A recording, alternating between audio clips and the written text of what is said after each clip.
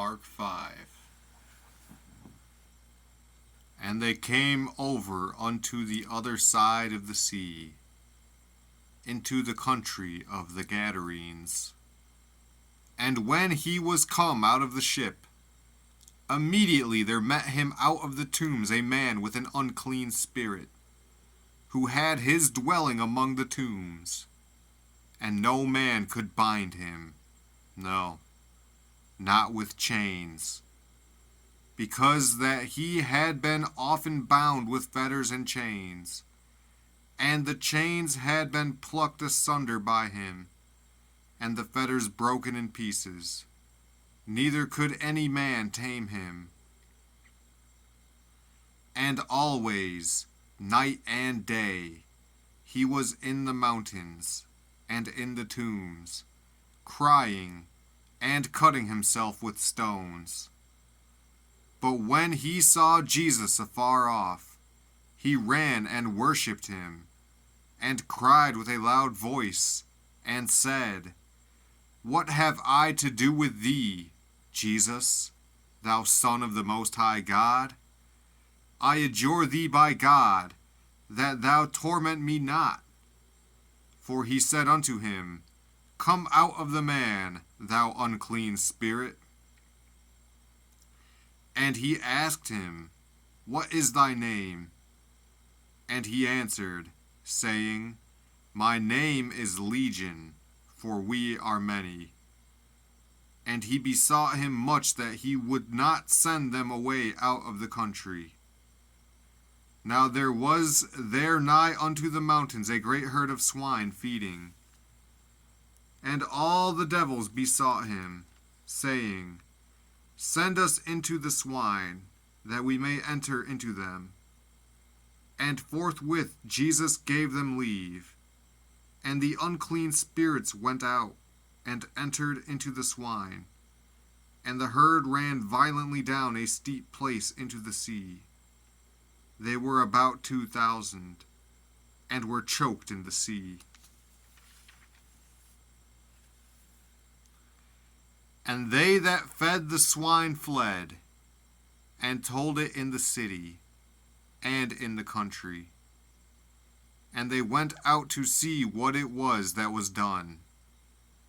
And they come to Jesus, and see him that was possessed with the devil, and had the legion, sitting, and clothed, and in his right mind.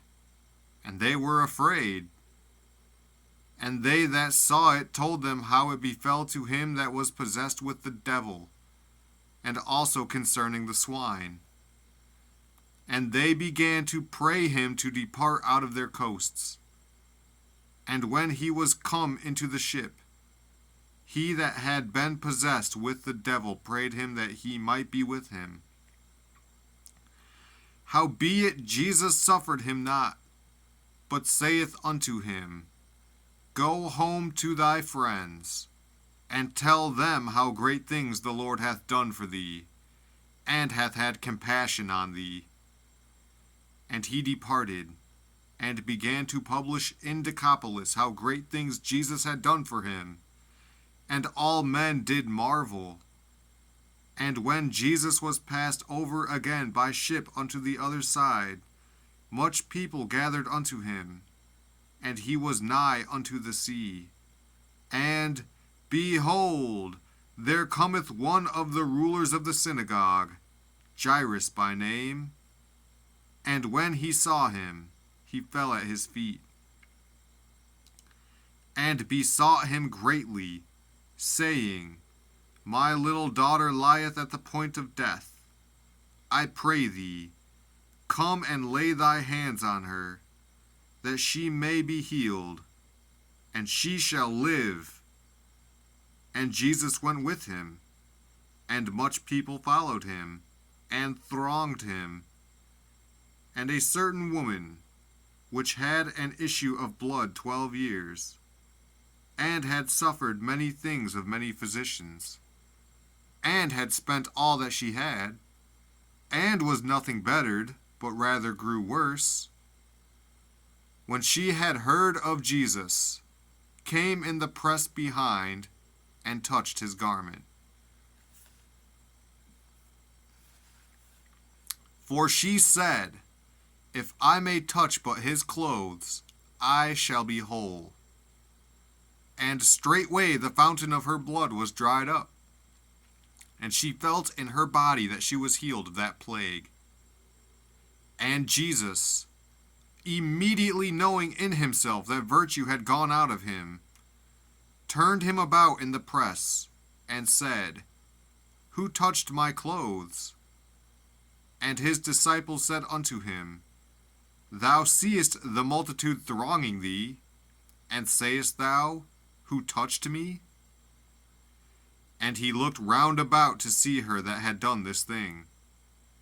But the woman, fearing and trembling, knowing what was done in her, came and fell down before him, and told him all the truth. And he said unto her, "Daughter, thy faith hath made thee whole. Go in peace, and be whole of thy plague." While he yet spake, there came from the ruler of the synagogue's house certain which said, "Thy daughter is dead. Why troublest thou the master any further?"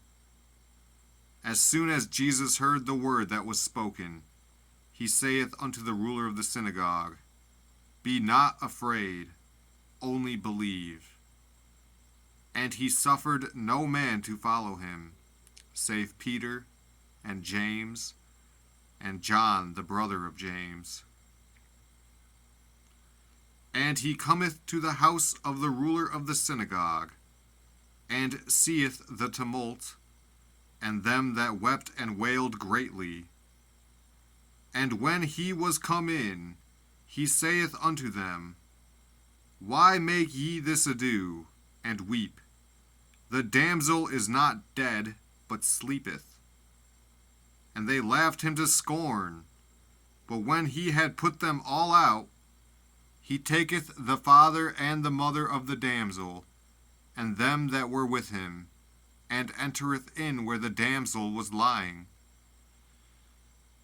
And he took the damsel by the hand, and said unto her, Talitha cumi, which is, being interpreted, Damsel, I say unto thee, arise.